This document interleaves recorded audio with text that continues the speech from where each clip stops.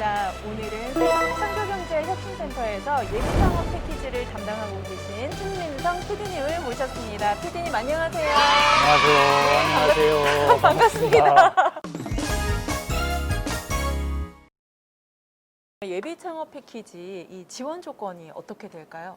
두 부류로 나눠지는데요. 청년과 중장년 이렇게 나눠집니다. 청년의 경우에는 만 39세 이하, 그리고 중장년은 39세 이상의 경우에 해당이 되고요. 세부 조건으로 보면은 창업 경험이 없는 분들, 창업 경험이 있더라도 이종 업종의 제조업이나 서비스업을 이제 하시는 분, 그런 분인 경우에 괜찮고요.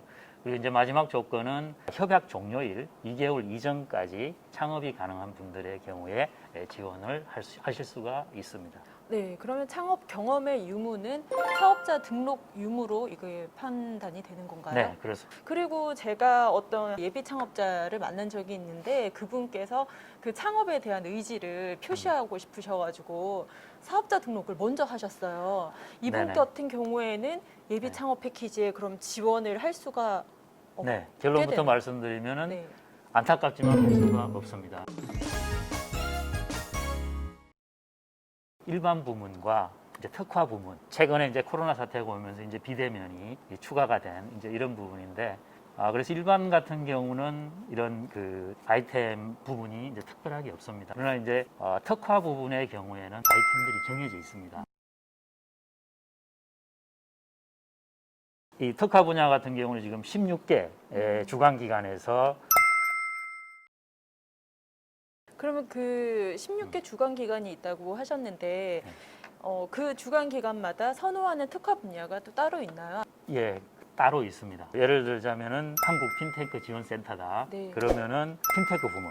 네. 그 약간 그 기업의 특징에 따라서 특화가 돼 있고. 그렇다면 여기 세종창조경제혁신센터 같은 경우에는 어떤 선호하는 아이템이나 특화 부분이 있을까요? 저희 세종창조경제센터 자체적으로 네. 선호하는 아이템은 있습니다. 저희 같은 경우는 약간 특화 분야로 예를 들어 자율주행이라든지 스마트 시티, 스마트 팜, 바이오, 헬스케어도 특화하는 그런 파트를 이제 하고 있는데요. 그렇지만은 뭐 사실 저희가 이렇게 원한다고 해서 사실 저희가 원하는 섹터지만은 저희 기대에 미치지 못하는 그런 이제 지원 조건을 갖고 있는 어떤 분들이다 그러면 또 저희가 선정할 수도 없는 거고, 심사위원들이 어떤 그런 기업을 선택하느냐, 여러 가지 이제 변수가 있습니다. 그러면 선호하는 분야는 있지만 그게 아니라도 얼마든지 도전을 하고 또 기회가 주어질 수 있다는 말씀이신 네네, 거죠? 그렇습니다. 네. 올해 기준으로 하면은 일반 부문, 그리고 특화 부문, 그리고 이제 비대면 부문 이렇게 나눠볼 수 있는데, 일반 부문 같은 경우는 총 36개 이런 이제 기관, 그렇게 해서 창조경제혁신센터가 19개, 그리고 대학이 17개로 이렇게 이제 나눠져 있습니다. 특화 부문 같은 경우는 16개 기관인데, 비대면 부분도 사실은 일반 부문과 특화 부문으로 이렇게 이제 구분해서 해놨는데, 그럼 그렇게 이제 많은 주관 기관이 있으면 예비 창업자 입장에서는 지원을 할 때 어떤 주관 기관에 지원을 하는 게 좋을지에 대해서 고민이 생길 것 같아요. 네. 어떻게 하면 좀 합격률이 올라갈 수 있을까요? 네, 그 부분은 사실 뭐 굉장히 아마 관심을 가질 수 있는 네. 그런 이제 팁이라고 생각이 들고, 전략상 네. 어떻게 해야 되느냐 하는 부분이고요. 일반적인 케이스입니다. 네. 아무래도 이제 일반적으로 보면은 수도권이 조금 경쟁률이 높고, 아무래도 지방이 조금 경쟁률이 낮으니까.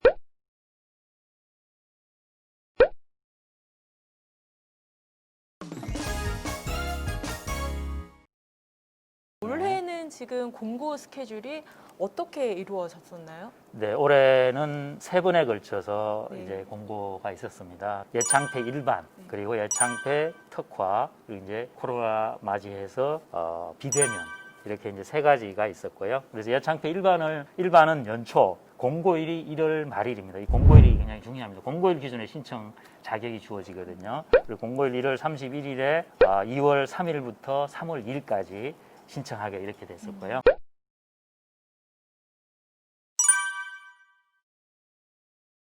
가장 궁금해할 질문인데요. 바로 경쟁률이에요. 이 부분은 약간 민감한 부분도 있고요. 왜냐하면은 비공개인가요? 비공개이기 때문에 네네. 이거를 평균으로 그냥 대충 말씀드리자면은 기본적으로 뭐 5대1 정도는 넘는 것 같아요. 기본적으로 예전보다 경쟁률이 굉장히 세졌다 하는 거 하나는 이제 자명한 것 같습니다. 어쨌든 전국에 지금 그 일반 부문이 네. 1,100명, 네. 그리고 특화 부분이 600명, 그리고 이제 비대면에서 일반 부분이 600명, 비대면에서 특화 부분이 40명 이렇게 이제 모집이 이루어졌습니다. 제가 봐서는 내년에도 올해 이상의 그런 모집 인원으로 네. 진행하지 않을까 네.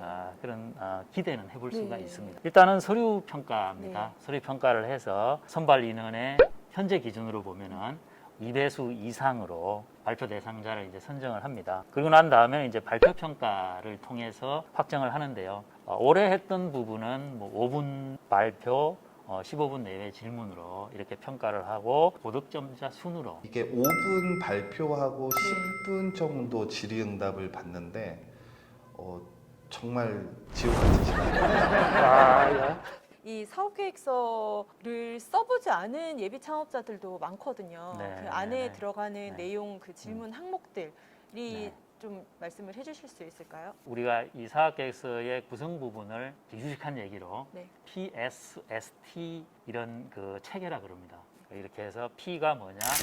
problem 해서 이제 문제점. 네. 그리고 S는 solution. 그 다음 S는 scaler 해서 어떻게 보면은 사업화. 네.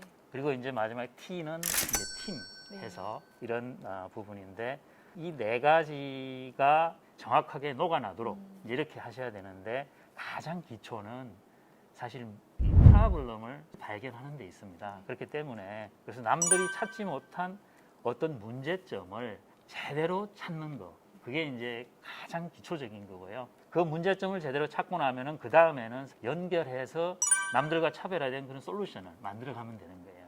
쉬운 것 같지만은 사실은 막상 녹여내려고 하면은 상당히 어려운 부분이 네. 있어요. 정말 지옥 같은 시간이었죠. 또 하나는 이제 사업계획서를 작성을 하실 때 이렇게 보면 심사위원들이 보셨을 때 쉽게 볼 수 있고 이해가 쉽도록 개조식 방법으로 하시면은 좋을 것 같습니다. 그럼 이 양식이 그 K-스타트업의 예비 네. 창업 패키지에 들어가면은 다운로드가 가능한가요? 지금? 그렇습니다. 작성하는데 도움이 되도록 네.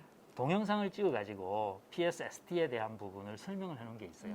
그래서 그것도 같이 한번 보시면은 많은 도움이 될 수가 있습니다. 만약에 저 같은 경우는 제가 한다 그러면 저는 오픈 마인드로 해서 솔직하게 예를 들어서 잘 모르는 부분에 대한 질문이 나왔다. 뭐 그 부분에 대해서는 제가 사실 미처 준비를 못했는데 앞으로 철저한 준비를 통해서 그 부분에 대한 부분을 보완을 하겠습니다. 있는 그대로 하면서 적극성을 보여준다면은 재주를 부리다가 잘못 넘어질 수도 있고요. 분위기 봐서 해야 되는데 참 어려운 것 같습니다. 예.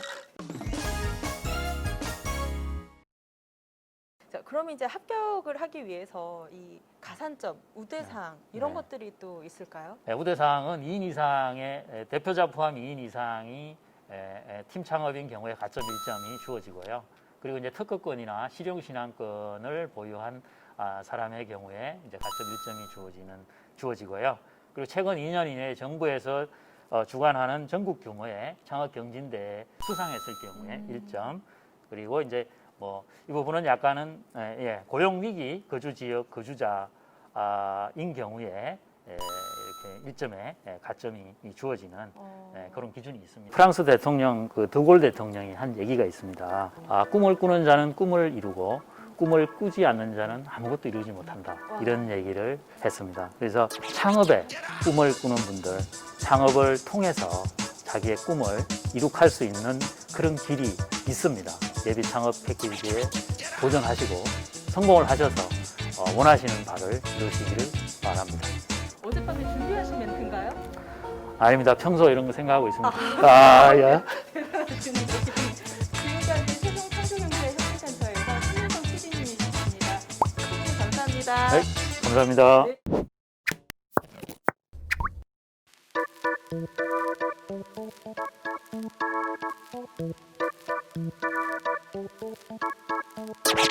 Get out!